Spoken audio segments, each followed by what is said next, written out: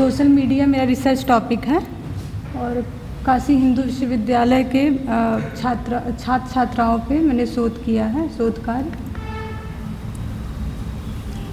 Sir इस पे बताना रहेगा। आप केवल अपने टॉपिक को क्या क्या मेथोडोलॉजी यूज हुई है और आपको कंक्लूजन क्या निकला, बस आप उतने पर ही बात करिए। स्लाइड से बहुत जरूरत नहीं है। समस्या आप अपने चैप्टराइजेशन आप बताइए, क्या क्या काम आपने किया, आपकी फाइंडिंग लास्ट में क्या रही।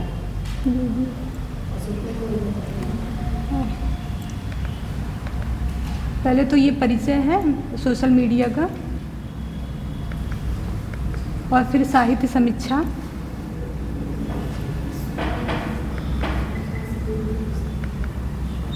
और अध्ययन के उद्देश्य जो है, अध्ययन के उद्देश्य में सामाजिक शोध में उद्देश्य की महत्वपूर्ण भूमिका होती है, जिसके माध्यम से मानव जीवन को समझने तथा उसकी समस्याओं का समाधान खोजने का प्रयास किया जाता है, जिससे कि उसके जीवन को अत्यधिक सुलभ, समृद्ध तथा सुखमय बनाया जा सके। प्रस्तुत शोध के निम्नलिखित यही उद्देश्य हैं हमारे। और अध्ययन क्षेत्र मेरा जनपद वाराणसी के काशी हिंदू विश्वविद्यालय के छात्र छात्राओं पे है।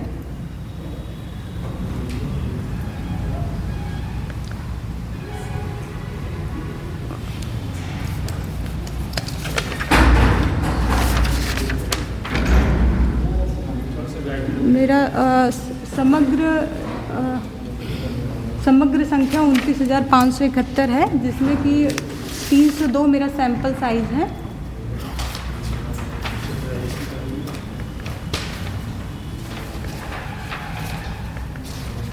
और ये सारे मेथड लगाए हैं।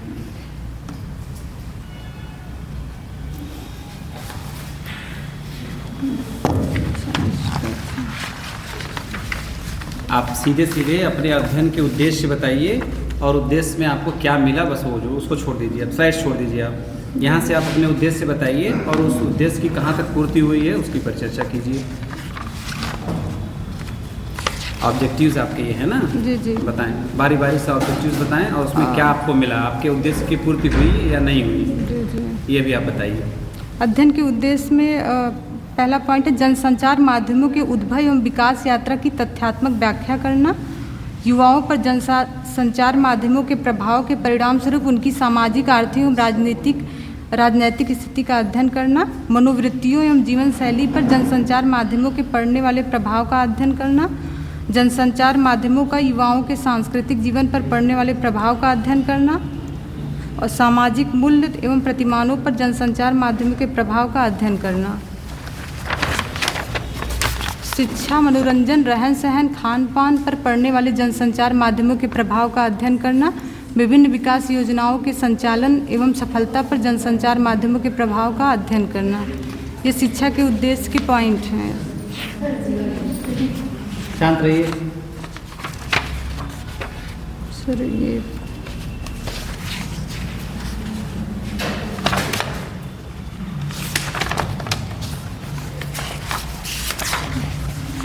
निष्कर्ष क्या निकले?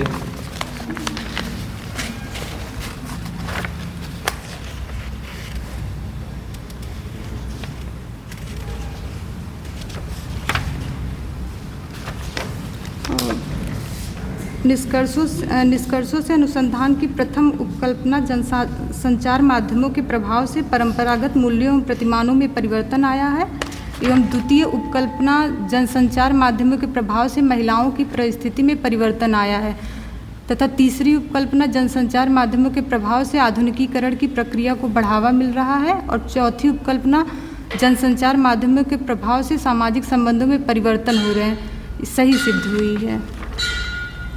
सर ये सब भी बता। ठीक है, चलिए अपनी डायरी पर चलिए, इसको छोड़ दीजिए इसको। एक मिनट मैडम पूरा। सबसे पहले तो इतना ज़रूरी है कि जिस विषय पे आप काम कर रहे हैं उस विषय का टाइटल, उसके सारे ऑब्जेक्टिव को आपने किस फ्रेम में ट्रीट किया हुआ है। जैसे आपने यहाँ रिसर्च डिज़ाइन की जो चर्चा की थी, इसमें बहुत सारे काम हैं, इसको इस फॉर्मेट में भेज करके विश्वविद्यालय सबमिशन कराना ना हमारे हित में है ना आपके हित में है। इस पे बहुत सारे काम की ज़रूरत है।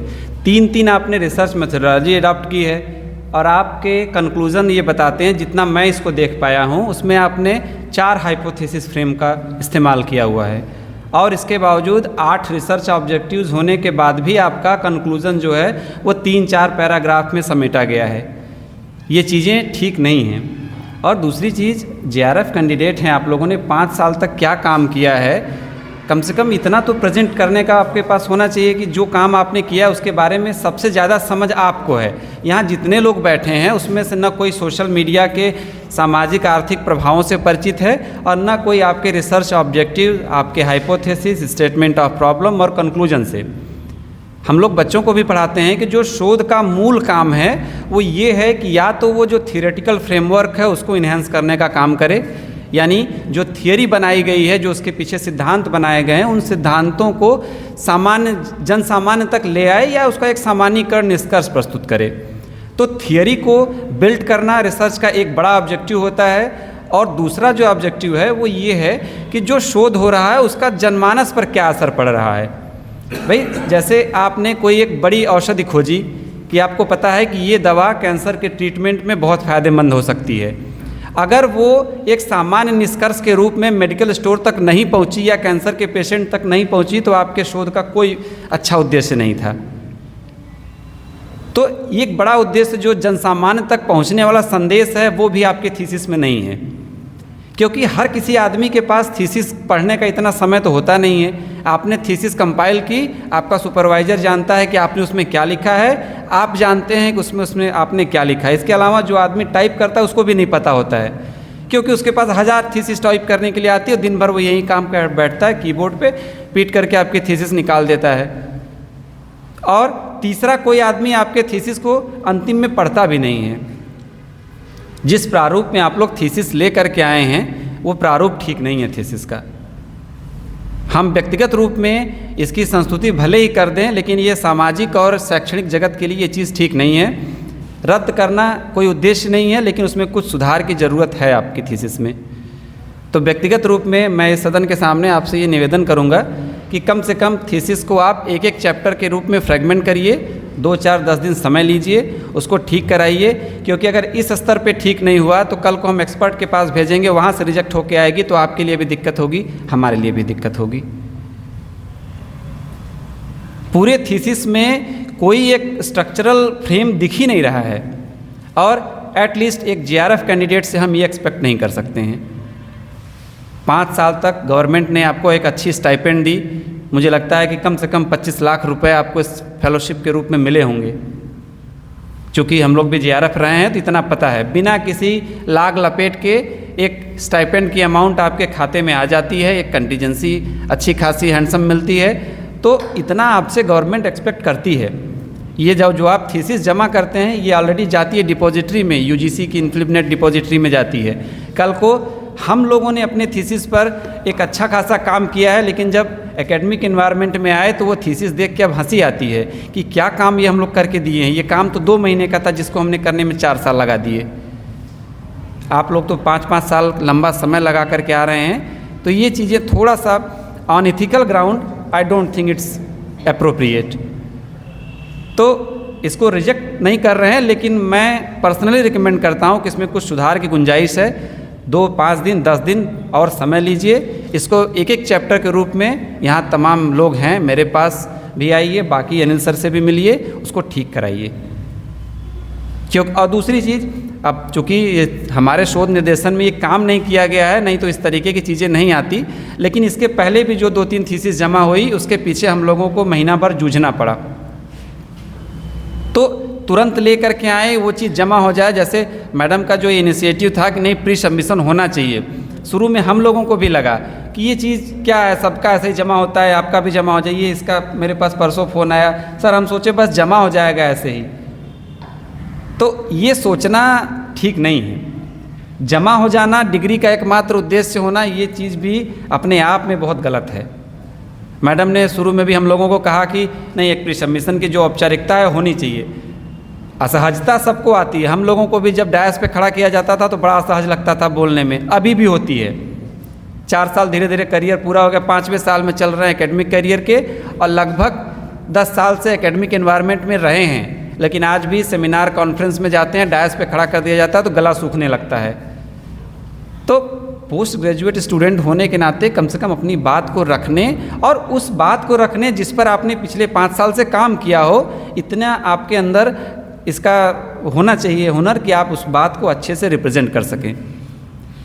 5 साल हो गया, लेकिन अभी कहिए मैं अपने थीसिस का स्टेटमेंट क्या है, ऑब्जेक्टिव क्या है, कंक्लूजन्स क्या निकले, विदिन % मैं बता दूं, खोल करके आप देख सकते हैं, इन्फ्लुनेट पे पड़ी हुई है।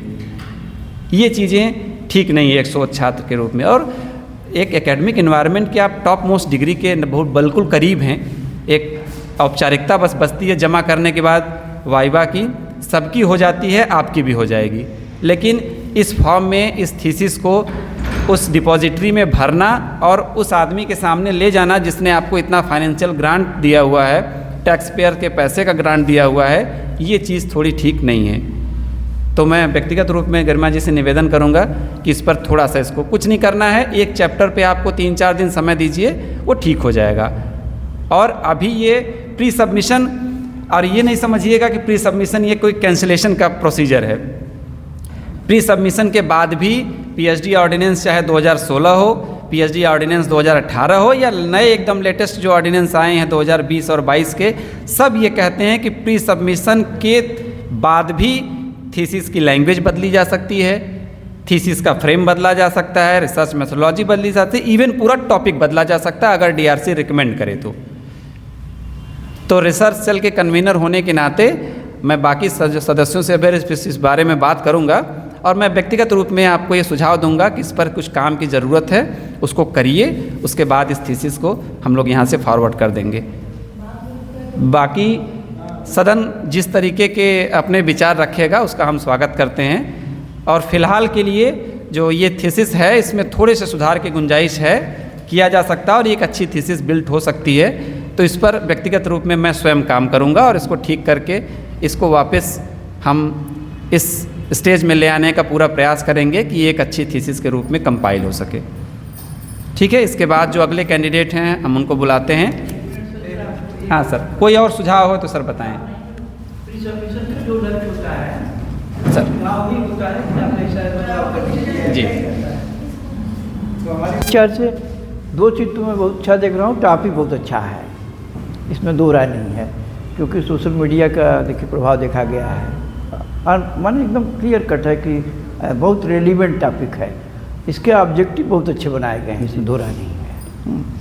अब बात यही है कि जैसे सोशल मीडिया है, ऑपरेशनली आपने सोशल मीडिया को कैसे डिफाइन किया है, ये ज़रा इसमें जोड़ लीजिए। फिर इफ़ेक्ट जानने के लिए आपने कौन सा तरीका अपनाया है, कौन सा आपका वो है, क्या कहते हैं, इफ़ेक्ट कैसे आप पता करने की कोशिश कर रहे हैं। जैसे काशी हिंदू विश्वविद्यालय की आबादी इतनी है, कई हज़ार या 20,000 छात्र हैं, तो हमने उसमें 350 या कुछ लिखा गया था कि 350 का हमने चुनाव किया। तो चुनाव का तरीका उसमें लिखा गया है कि परपजिव सैम्पलिंग हमने लिया है। तो क्या परपजिव सैम्पलिंग एप्रोप्रिएट है, इस पर विचार करने की ज़रूरत है कि 350 उसमें जो चयनित किए गए हैं विद्यार्थी, वो क्या परपजिव सैम्पलिंग से लेना चाहिए या कोई और तरीका हो सकता है। जैसे हमारे पास 20,000 स्टूडेंट हैं, नेशनल और इंटरनेशनल स्टूडेंट सब होंगे वहाँ पर, UG, PG, doctorate, different faculties, department note कर रहे हैं हम, के लोग होंगे। तो ठीक है, 350 भी हम नहीं कर रहे हैं ख़राब है, वो भी जो लिया गया ठीक है। फिर हमारे जो ऑब्जेक्टिव हैं उसको हम कैसे, माने किस तरीके से हमने अध्ययन किया है वो डिटेल मेंशन हो जाए कि हमारा मेथोडोलॉजी क्या है, शोध प्रविधि क्या है, वो स्पष्ट हो जाए कैसे हमने अध्ययन किया है। इफ़ेक्ट हम लोग बहुत तरह से इफ़ेक्ट देखते हैं। दवा का इफ़ेक्ट दूसरे ढंग से देखा जाएगा, आपका सोशियोलॉजिकल कंस्ट्रक्ट है तो उसका इफ़ेक्ट कैसे आपने देखा। तो मेथोडोलॉजी पर फोकस करने की ज़रूरत है कि मेथोडोलॉजी उसका बहुत स्पष्ट दिया जाए। हम थियरी नहीं चाहते हैं कि जो एमए या अन्य कोर्सेज में लोग थियरी लिखते हैं कि मेथोडोलॉजी माने मेथोडोलॉजी क्या होता है, नहीं चाहते। आपने क्या किया है, अपना मेथोडोलॉजी आपने क्या अडॉप्ट किया है। फिर आपने सैंपल साइज चुना है तो आपकी सैम्पलिंग टेक्निक कौन सी है, फिर वो एप्रोप्रिएट भी होना चाहिए। तो हमने कहा डिज़ाइन आपका क्या है, किस तरह से आपने किया है, उसको फोकस करके कीवर्ड्स जो आपने इस्तेमाल किया है क्या क्या है, आप पर्सनली कैसे डिफ़ाइन किया है, वो हमको अभी नज़र नहीं आ रहा है। तो आप पर्सनली डिफ़ाइन करना चाहिए कि मेरे अध्ययन में मल्टीमीडिया या मास मीडिया का मतलब ये है, स्टूडेंट का मतलब ये है, या जो भी टर्म हम इस्तेमाल कर रहे हैं। और वैसे प्रयास इन्होंने बहुत अच्छा किया है, इसमें दो राय नहीं है। हम ये नहीं कह सकते हैं कि भाई स्कॉलरशिप तो ज़रूरी है, हर स्टूडेंट को मिलना चाहिए, और प्रयास भी करना चाहिए। थोड़ा बहुत जो चेंजेस की ज़रूरत है उसको करके विचार करके और गहनता से विचार करके उसको सबमिट करिए। हम शुभकामना देते हैं, बहुत अच्छा प्रयास है। धन्यवाद सर। हाँ बोलिए।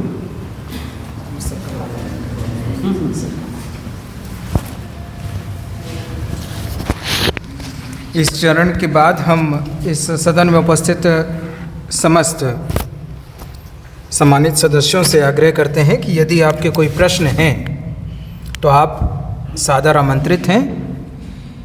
यहाँ एक बात मैं फिर से रिपीट कर दूं, हम केवल मूल्यांकन कर रहे हैं ताकि भविष्य में हमारे पूर्वजों ने जो लाइनें खींची हैं, जो विरासत हमें दी है, फिर चाहे डॉक्टर विनोद सिंह सर हों या इस विभाग के अध्यक्ष रहे हों और वर्तमान में भी हमारे जो वरिष्ठ हैं, हम नहीं चाहते कि हमने जो लेगेसी ली है उस लेगेसी से हम अलग हट जाएं। आपके थीसिस को हमने देखा, समझा और इस सदन से प्रश्न आमंत्रित किए। ये प्रश्न का क्रम अंत तक चलता रहेगा, लेकिन मेरा सजेशन ये है पर्सनली तौर पर, जब मैं देख रहा हूँ इस चीज़ों को, तो ज़रा ध्यान दो इन स्लाइड पर। हमारा जो टॉपिक है, कहाँ है इस टॉपिक पर आप ध्यान दें, सोशल मीडिया का युवाओं पर प्रभाव। ठीक है, हमें कोई दिक्कत नहीं, लेकिन जैसे ही आप ऑब्जेक्टिव के पॉइंट पर आते हैं, अब आपने यहाँ पर किसी भी तरीके से सोशल मीडिया को इंक्लूड नहीं किया है। जनसंचार के माध्यम, आप चाहे कोई भी ऑब्जेक्टिव देख लें, इन सारे उद्देश्यों में जनसंचार का जिक्र है। जनसंचार में प्रिंट मीडिया भी है और सोशल मीडिया भी है। तो मेरा इस सदन से और इस सदन में बैठे हुए सभी स्टूडेंट से आपको इसलिए मैंने आमंत्रित किया कि आप बारीकियों को समझें। जब आप लेखन कार्य करें तो इस बात का ध्यान रखें कि हमारा जो ऑब्जेक्टिव है और हमारा जो टॉपिक है उसमें रिलेवेंसी होनी चाहिए। तो हम यह नहीं चाहते, भले ही औपचारिक तौर पर डॉक्टर विनोद सर इस सदन में उपस्थित नहीं हैं, उनकी जो लेगेसी है वो सदियों तक बरकरार रहेगी और उनकी जो प्रतिष्ठा है, उन्होंने जो आयाम यहाँ खींचे हैं वो भविष्य तक रहें। इस बात को ध्यान में रखते हुए हम चाहेंगे कि आप इस कार्य को सुधारें। हम यह नहीं चाहते कि कल ये थीसिस प्रिंट होकर जमा हो जाए और आप दोबारा जब देखें तो आपको खुद पर हंसी आए। साथ ही साथ इस संस्था की भी एक अपनी लाइन है, एक स्टैंडर्ड है, जो कि हमारी वर्तमान प्राचार्य मैम डॉक्टर अलकेश्वरी मैम के कार्यकाल में हमने जो इनिशिएटिव लिया है प्री पीएचडी सबमिशन का, इसका उद्देश्य आपको किसी भी तरीके से हरास करना नहीं है। इसका सीधा सीधा उद्देश्य है आपकी क्वालिटी इन्हेंसमेंट और स्किल डेवलपमेंट। तो इस उद्देश्य को ध्यान में रखते हुए हमारा सजेशन यही रहेगा कि अपने ऑब्जेक्टिव को सुधार लें।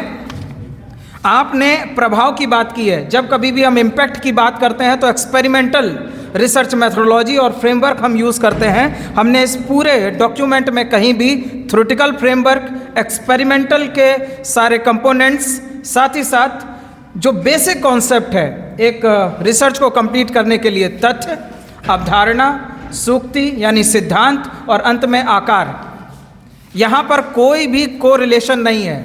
हमें यही नहीं पता कि सोशल मीडिया क्या है, ये फैक्ट और एक कॉन्सेप्ट है, आपने इसे डिफाइन नहीं किया। मैं चाहूँगा कि आप इसे सुधारें। यहाँ पर आपको बुलाने और प्री सबमिशन कराने का एक ही उद्देश्य है कि डॉक्यूमेंट को फाइनली सबमिट करने से पहले उन कमियों को नोट डाउन कर लिया जाए, क्योंकि हम एक विषय के एक्सपर्ट हो सकते हैं, सभी विषय के नहीं। और यहाँ पर जितने भी लोग हैं वो हमसे वरिष्ठ हैं और बहुत ज़्यादा अनुभवी हैं, और हमारे तो पूर्वज कितने अनुभवी होंगे इनकी तो हम बात ही नहीं कर सकते हैं। इसी क्रम में मैं आमंत्रित करता हूं इस डाइस पर डॉक्टर जितेंद्र प्रसाद यादव सर को। आप आएँ, अपने शोध छात्रा को आशीर्वाद वचन दें। तत्पश्चात शोध छात्रा रमा देवी यादव अपना प्रेजेंटेशन करेंगी।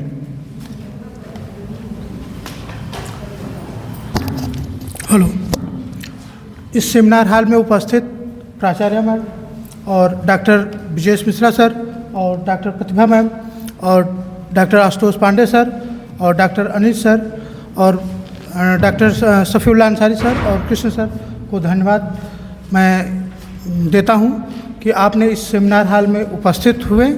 और साथ ही साथ मैं आप लोगों को ये बताना चाहता हूं कि ये जो शोध कार्य के लिए बुलाया गया है प्री सबमिशन के लिए रामा देवी को, और इन्होंने जो अपना कार्य पूरा किया है डॉक्टर विनोद सर के अंडर में इन्होंने पूरा लगभग 5 से 6 वर्षों में ये इस कार्य को पूरा किया है। और इस कार्य को संपन्न कराने में सबसे बड़ा जो योगदान रहा है डॉक्टर विनोद सर का रहा है। और मैं चाहता हूँ कि रामा देवी आएँ और अपना प्रेजेंटेशन प्रस्तुत करें।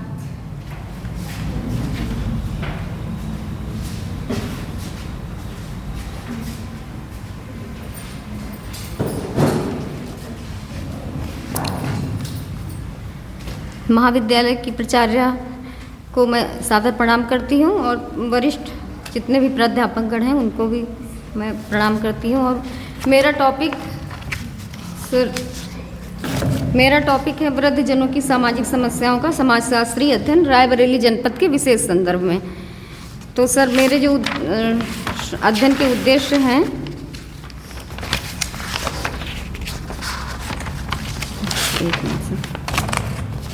देख के सर बताते हैं। आराम से देख के बात करिए।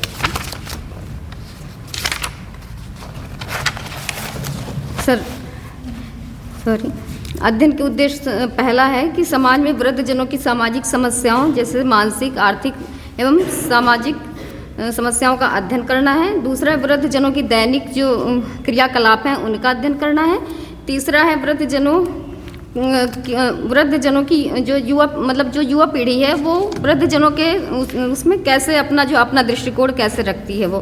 फिर चौथा है पॉइंट है वृद्धजनों की समस्याओं को दूर करने के लिए सरकारी एवं गैर सरकारी जो प्रयास हुए हैं उनका अध्ययन करना है। वृद्धजनों की समस्याओं के संदर्भ में सरकार की भावी नीतियों का अध्ययन करना है और नई एवं पुरानी पीढ़ी के मध्य जो विचार का अंतर है उसका अध्ययन करना है। तो सर अध्ययन के उद्देश्यों को ध्यान में रखते हुए मैंने जो है अपने शोध प्रबंध को सर 7 अध्याय में उसको डिवाइड किया है। तो पहला जो प्रथम अध्याय है उसको प्रस्तावना के रूप में मैंने लिया है, दूसरा है शोध प्रारूप के रूप में लिया है, तीसरा अध्याय को मैंने वृद्धजनों की सामाजिक आर्थिक पृष्ठभूमि को बताया है और वृद्धजनों की जो चतुर्थ अध्याय है वृद्धजनों की आर्थिक समस्याएं जो हैं, पंचम में पारिवारिक समस्याएं हैं और छठवां जो अध्याय है सामाजिक और मनोसामाजिक समस्याएं हैं, फिर निष्कर्ष और सामान्यीकरण है। तो सर जैसा कि मेरा जो मेरा अध्ययन क्षेत्र है वो रायबरेली जनपद का है, तो उसमें से मैंने कुल अनुमानित जनसंख्या उसमें 1,20,000 मतलब वृद्ध लोगों की है। तो उसमें से मैंने सैंपल साइज लिया है 350। उसमें जो है तथ्य संकलन के लिए मैंने प्रश्नावली और अनुसूची, साक्षात्कार अनुसूची और साक्षात्कार के माध्यम से मैंने तथ्यों का संकलन किया और उसके बाद जो मुझे आंकड़े मिले हैं उसमें से जो निष्कर्ष है वो जो उनके सामाजिक और आर्थिक पृष्ठभूमि में है, जो कुछ जो है जैसे जो सरकारी सेवारत बुजुर्ग थे तो उनकी जैसा कि वो रिटायर्ड होने के बाद वो पेंशन धारक होते हैं तो उनकी आर्थिक स्थिति सही रहती है, परंतु जो श्रमिक और या अन्य वर्ग के जो या कृषक वर्ग के जो वृद्ध हैं उनकी जो है आर्थिक स्थिति उतनी अच्छी नहीं रहती, क्योंकि उनकी मतलब उनकी आर्थिक स्थिति अच्छी नहीं रहती। और सर तो मतलब सॉरी कोई बात नहीं, बोलिए आराम से बताइए जी। फिर दूसरा है कि अन्य अध्याय में है कि पारिवारिक समस्याएं एवं वृद्धजन। तो पारिवारिक समस्याओं में जिसके जो वृद्धजन मतलब आर्थिक स्थिति उनकी सही है तो उसमें जो है उनके जो परिवार के लोग हैं उनका जो उनके शांत रहो।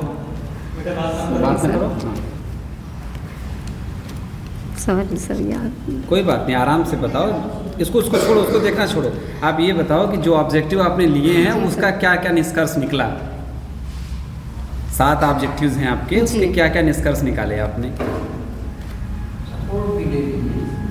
ठीक है, देख के बताओ। अच्छा चलो, यही चीज़ बताओ कि ये जो सामाजिक समस्याएं हैं इनका निराकरण करने के लिए आपने क्या सुझाव दिए हैं अपने थीसिस में? एक चैप्टर है आपका सुझाव का, ऐसे बताओ, आराम से देख के अच्छे बताओ।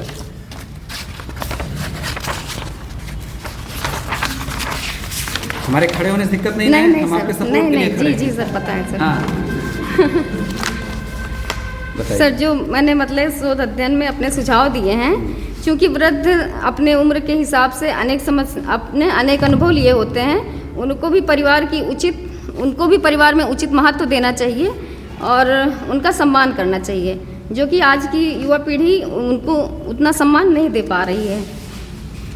और दूसरा, जिस प्रकार परिवार के सदस्य अपना और अपने बच्चों का जो देख रेख करते हैं, उस हिसाब से जो मतलब अपने गार्जियन को उतना देख रेख नहीं कर पाते, उनका खर्चा उठाने में असमर्थ रहते हैं। तो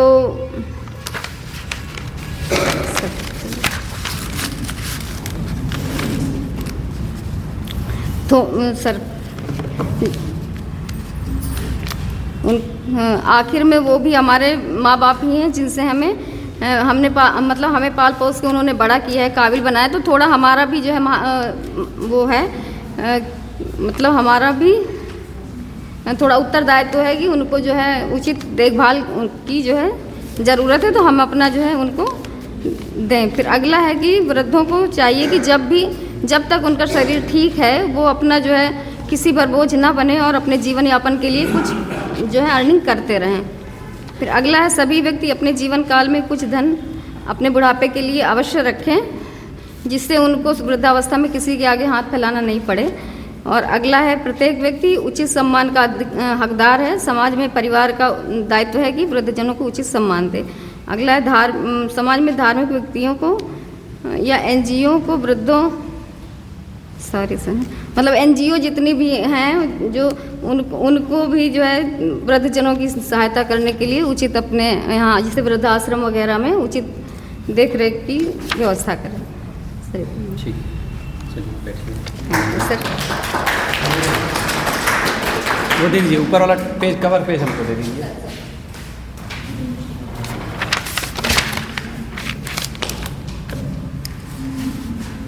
चूँकि ये बहुत ही प्रासंगिक विषय है, जो वृद्धों की समस्याएं हैं, ये मुझे लगता है कि आज के समय में जो महिलाओं की समस्या हैं उससे ज़्यादा गंभीर विषय ये वृद्धों की समस्या है।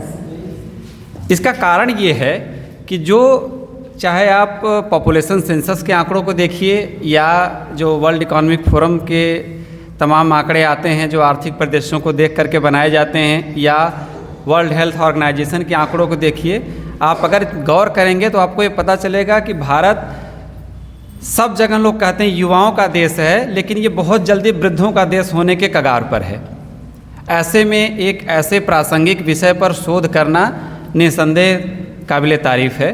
तो हम इसके लिए आपको धन्यवाद देते हैं कि आपने इस तरीके के विषय का चुनाव किया।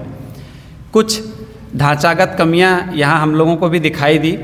सबसे पहले तो इस पूरे थीसिस में हमें कहीं ये नहीं दिखा कि वृद्ध आप कहते किसको हैं, और दोनों थीसिस में इस बात का कॉन्ट्राडिक्शन है।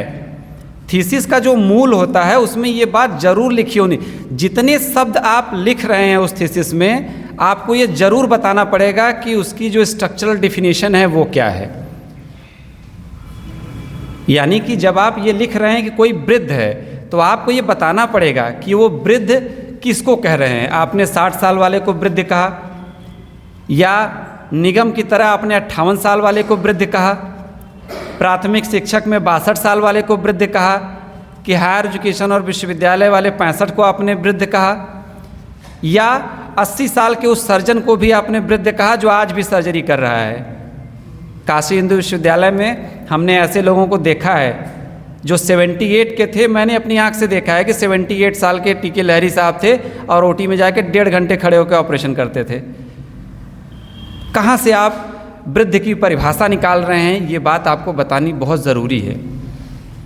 और इस पूरे फ्रेम में जो भी आप चर का इस्तेमाल कर रहे हैं, चर का मतलब वो हर शब्द जो आपके थीसिस में कुछ विशेष परिभाषा लेकर के आ रहा है, उसके बारे में आपको थोड़ा सा इलेबोरेट करना पड़ेगा। इलेबोरेट करने का मतलब है कि उस चर के बारे में जनसामान्य परिचित नहीं है, आप बताएंगे कि वो चर क्या है और उस चर का फ्रेम क्या है। जैसे आपने सैंपल चुने, तो आपने अगर 350 सैंपल लिए तो आपको ये जस्टिफिकेशन देना पड़ेगा कि 350 ही क्यों।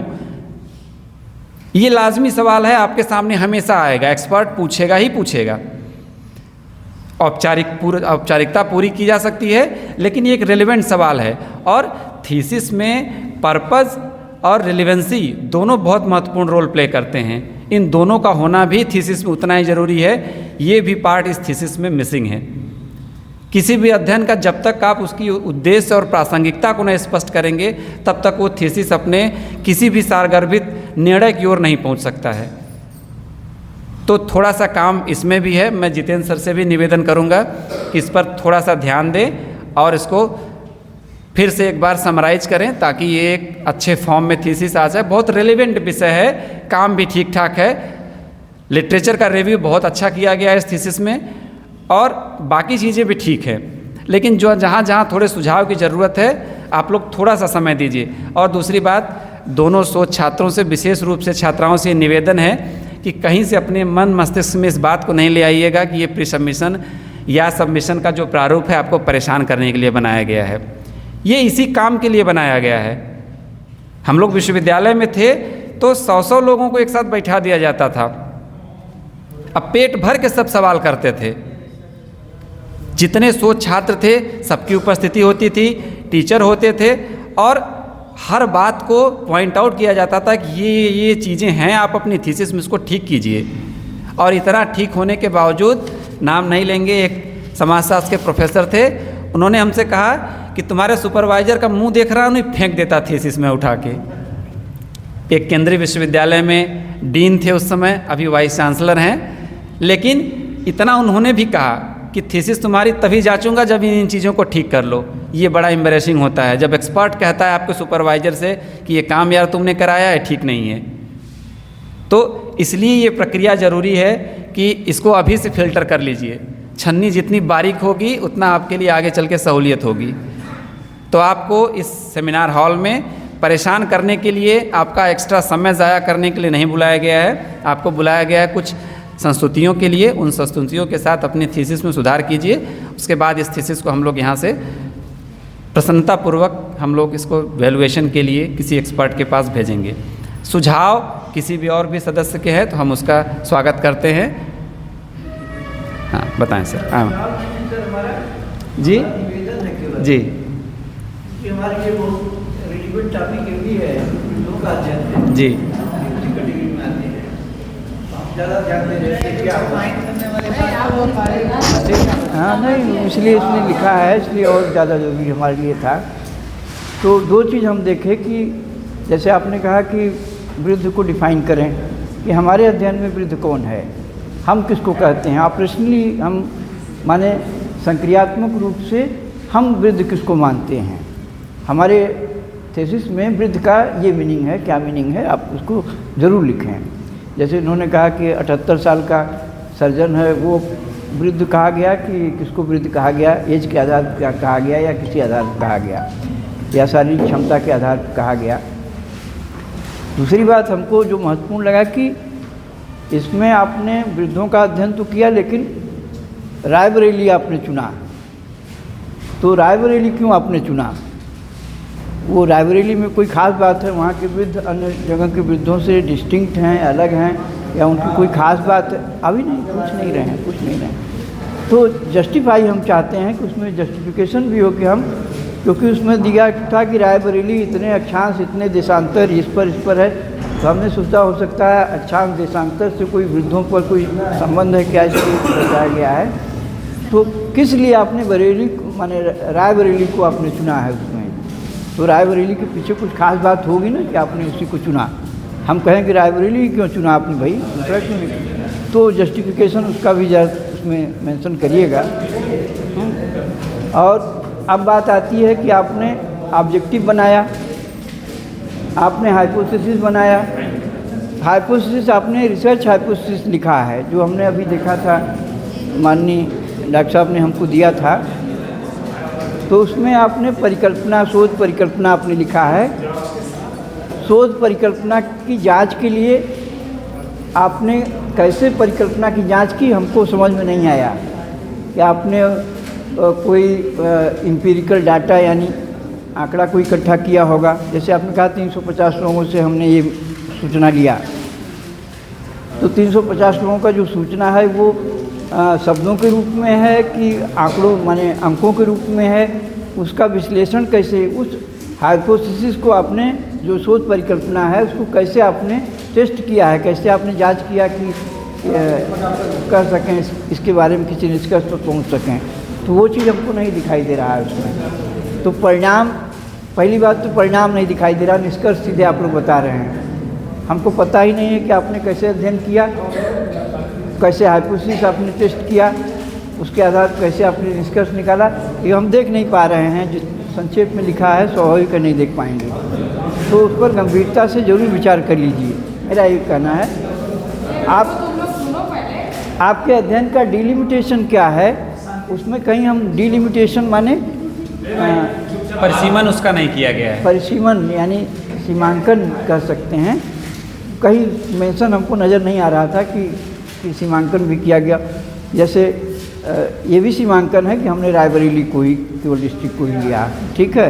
रायबरेली में 385 लोगों के लिया, यद्यपि वहाँ विद्रोह की संख्या बहुत ज़्यादा है या कम है, जो भी है। तो सीमांकन शब्द भी नज़र नहीं आ रहा है, ऑपरेशनल डेफिनेशन नहीं नज़र आ रहा है। हाइपोथेसिस टेस्टिंग के लिए नल हाइपोथेसिस फ्रेम करना पड़ता है, जहाँ तक यहाँ में जानकारी है। तो नल हाइपोथेसिस मेंशन ही नहीं किया गया है, शोध परिकल्पना दिखाई दे रहा है उसमें। तो ये सब चीज़ें हैं जिस पर और गंभीरता से विचार करके मेंशन करिए, और मेरी शुभकामना है। ज़्यादा हमें नहीं कुछ कहना है इस पर। हमारा इंटरेस्ट दोनों टॉपिक पर था, दोनों बहुत अच्छे टॉपिक हैं।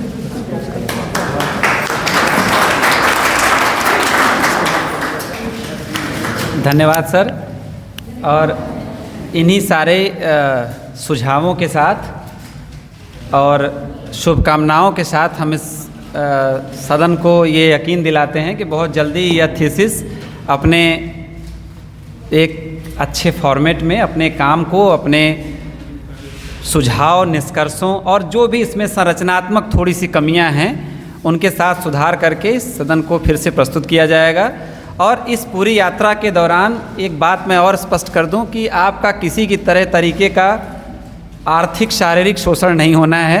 थोड़ा सा मानसिक शोषण के दौर से आपको गुजरना पड़ेगा। वो पक्ष आपके लिए भी है तो हमारे लिए भी है, हमारे लिए भी एक काम है पूरी तरीके से इसको देखना, पढ़ना, समझना और वो सारी चीज़ों को पॉइंट आउट करना, ताकि ये थीसिस अपने मूल रूप में फिर से कंपाइल हो सके। इसी के साथ इस मैं सेमिनार के धन्यवाद ज्ञापन के लिए मैम को आमंत्रित करता हूं कि वो आएँ, अपने सुझाव और आशीर्वाद से हमें अभिसिंचित करें, और आप लोग जलपान करने के बाद ही यहाँ से कैबिन छोड़ेंगे। मैम।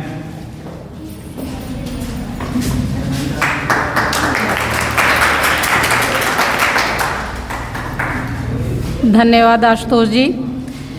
आज यहाँ प्री सबमिशन सेमिनार के अवसर पर यहाँ हमारे बीच उपस्थित doctor BK Mishra ji, doctor Pratibha ma'am, doctor Ashutosh Pandey, doctor Anil Kumar, doctor Ansari, doctor Jitendra ji, doctor Shri Krishna ji, doctor Anil Kumar, doctor Jai Singh तथा मेरे प्रिय बच्चों,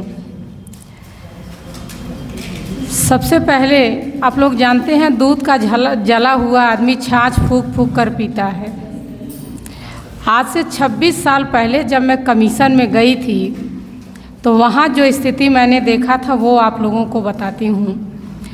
अगर किसी अदर यूनिवर्सिटी का पीएचडी थीसिस उनके सामने इंटरव्यू के लिए लाया जा रहा था तो मैंने देखा कि वीर बहादुर सिंह पूर्वांचल यूनिवर्सिटी की थीसिस को उठाकर रख दिया जाता था, झटक दिया जाता था, और यह कहते हुए कि अरे यहाँ तो सबमिशन ही नहीं किया है, बच्चे ने कोई प्रेजेंटेशन ही नहीं दिया है, सिर्फ काम किया, ले गया, सबमिट किया और सबमिट करने के बाद उसको डिग्री अवार्ड हो गई। फिर ऐसे में मैं क्या क्वेश्चन करूँगा, मैं क्या उससे अपेक्षा रखूँगा। लेकिन जब मैं इंटर की, मेरी थीसिस देखने के बाद मेरा सारा जितना भी डॉक्यूमेंट्स लगा था VBS PU का लगा था, लेकिन थीसिस मेरी BHU की थी, तो इसलिए मुझे वो सम्मान मिला वहाँ उस दिन, और लोगों ने सम्मान से सारे क्वेश्चंस पुटअप किए। चूँकि मैंने खुद काम किया था, प्रतापगढ़ ज़िले पर मेरी पहली PhD थी, तो जो उस दिन मुझको गर्व हुआ प्री सबमिशन का, ऐसे ही आपकी तरह प्री सबमिशन देते हुए BHU में मुझे भी डर लग रहा था, असहज फील हो रहा था। 9 दिन के नवरात्र व्रत में भी मैंने सबमिशन दिया था, सजेशन उसमें भी आए थे, और आंशिक संशोधन के बाद PhD सबमिट हो गई थी। तो चूँकि काम मैंने किया था, इसलिए कमीशन में मुझे कोई दिक्कत नहीं हुई। लेकिन जो अंतर मुझे दोनों यूनिवर्सिटियों का वहाँ दिखा, उसी समय मैंने मन में सोच लिया था, जब कभी भविष्य में अवसर मिलेगा, या तो मैं PhD कराऊंगी नहीं, और अगर PhD कराने का अवसर मिला तो निश्चित है वो क्वालिटी बेस्ड प्रोड्यूस्ड करूंगी, ताकि बच्चों को भविष्य में किसी दिक्कत का सामना न करना पड़े, और जिसके सामने खड़े हों तो अपनी बात सामने वाले पर प्रभावी ढंग से वो रख सके। ये तभी संभव है जब इस मंच पर आप आकर अपने प्री PhD सबमिशन को बेहतर तरीके से प्रेजेंटेशन करेंगे। इसी उद्देश्य को ध्यान में रखते हुए मैंने ये सबमिशन कराया, और ये कंपलसरी भी है UGC रेगुलेशन के अनुसार। सबमिशन आपके क्वालिटी को और डेवलप करने के लिए है। आप सबमिशन करने के लिए यहाँ खड़ी हुई होंगी। मैं दोनों शोधार्थियों से कहना चाहती हूँ कि आप जब यहाँ खड़ी हुई होंगी, आपको 2 चीज़ें ज़रूर समझ में आ गई होंगी कि ये रास्ता बहुत आसान नहीं होता है। बिना संघर्ष किए कभी सफलता मिलती ही नहीं है। संघर्ष से मेरा मतलब कि आप लोगों ने PhD किया, 7 साल पूर्व आपका रजिस्ट्रेशन हुआ था। मुझे नहीं पता किन परिस्थितियों में अभी तक आपका सबमिशन नहीं हो पाया। गाइड बदला गया आप लोगों का विश्वविद्यालय द्वारा, लेकिन मैं अपने रिसर्च सेल के लोगों से ये अपेक्षा रखती थी, और मुझे आज बड़ी खुशी हुई कि कम से कम रिसर्च सेल के सभी सम्मानित सदस्य जो यहाँ उपस्थित हैं, सभी लोगों ने इस पर ध्यान दिया, और आप सभी ने जो संशोधन की बात रखी, मुझे ये उम्मीद थी कि आप लोग थोड़ा सा इधर उधर बात करेंगे, उसके बाद कहेंगे मैडम सबमिशन करवा दीजिए। लेकिन आज बड़ी खुशी हो रही है, कम से कम थोड़ी सी दिक्कत 1 महीने परेशानी आपको ज़रूर होगी, समय गाइड का भी जाएगा, समय छात्राओं का भी जाएगा, लेकिन तब जो चीज़ निकल कर आएगी, और आप जब खड़ी होंगी किसी भी एक्सपर्ट के सामने, जब आपकी थीसिस इवैल्यूएशन के लिए जाएगी, तब आप कह पाएंगी कि मेरा निहित उद्देश्य क्या था इस टॉपिक को लेने का। अभी सीमांकन के लिए मिश्रा जी ने कहा, अभी आशुतोष पांडे ने कहा किस एज ग्रुप में आपने शामिल कर लिया, या सोशल मीडिया का मतलब आपने डिफाइन नहीं किया। ये सारी चीज़ें अब धीरे धीरे आपके समझ में आ रही होंगी कि मेरे थीसिस में क्या क्या कमियां हैं, किनको मुझे और अगर डाल दिया जाए इस थीसिस में तो मेरी थीसिस और परफेक्ट प्रेजेंटेशन के लिए तैयार हो जाएगी। तो मुझे उम्मीद है आंशिक संशोधनों के साथ ही सही 1 महीने का काम है। आप लोग अपनी थीसिस में बैठकर अपने गाइड से मिलकर, जहाँ भी मदद की ज़रूरत है, हम लोगों से भी मदद की ज़रूरत है, मिश्रा जी हैं, प्रतिभा मैडम है, आपके गाइड हैं, अनिल जी हैं, जिससे भी सहयोग की ज़रूरत है आप लोग सहयोग लीजिए, और जो भी सुझाव दिया गया है उन सुझावों को अपने थीसिस में शामिल करते हुए इस थीसिस को सबमिशन के लिए तैयार कीजिए। और तब तक मैं आशुतोष पांडे जो कन्वीनर है रिसर्च सेल के, आपसे अनुरोध करूँगी कि आप अभी प्री सबमिशन का जो सर्टिफिकेट है, बिना पूरी थीसिस संशोधन के साथ जब प्रस्तुत की जाए उसके बाद ही आप लोग जारी करिए, ताकि 42 का जो नाम, एक नई पहचान आप लोगों ने बनाया है, एक नई रेखा आप लोगों ने जो खींची है, वो नाम हमारे इन सारे शिक्षकों की देखरेख में और उज्जवल भविष्य की ओर अग्रसर हो।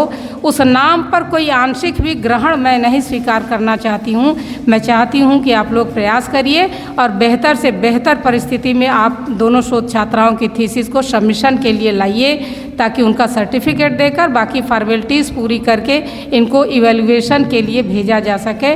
तो इन्हीं सुझाव के साथ एक बार पुनः यहाँ जितने भी हमारे पीछे मैं सबके मनोभाव देख रही थी, जितनी भी छात्राएं बैठी हैं, छात्र बैठे हैं, आप लोगों के मन में जो उतार चढ़ाव आ रहा था वो मैं देख रही थी, आप ही के मन में नहीं था।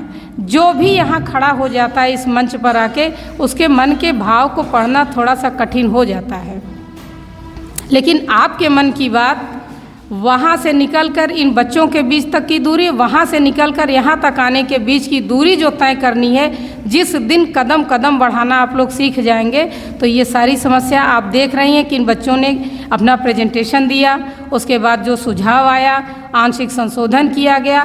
तो आगे से आप अपनी तैयारी ऐसी करके ले आइए कि संशोधन की ज़रूरत ही न पड़े। प्राथमिक स्टेज में ही आप अगर अपनी तैयारी करके चलते हैं तो निश्चित है कि आप सफलता की ओर जरूर पहुंचेंगे। तो आंशिक संशोधन के साथ आप लोगों की थीसिस सबमिट कराई जाएगी। इसी के साथ एक बार पुनः जितने लोग यहाँ उपस्थित हैं आप सभी को बहुत बहुत धन्यवाद।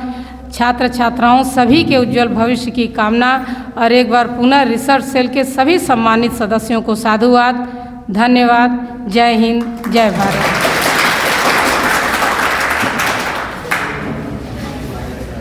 बच्चे धीरे धीरे पीछे से निकल जाइए।